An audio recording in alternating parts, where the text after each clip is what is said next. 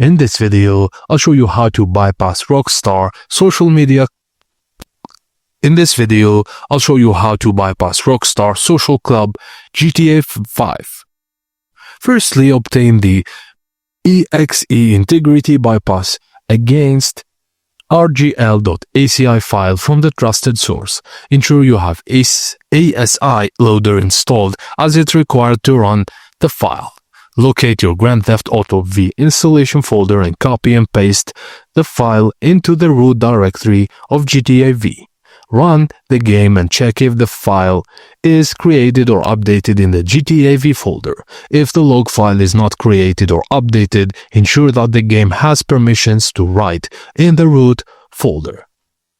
Your update.rpf files must match the GTA 5 version you are using.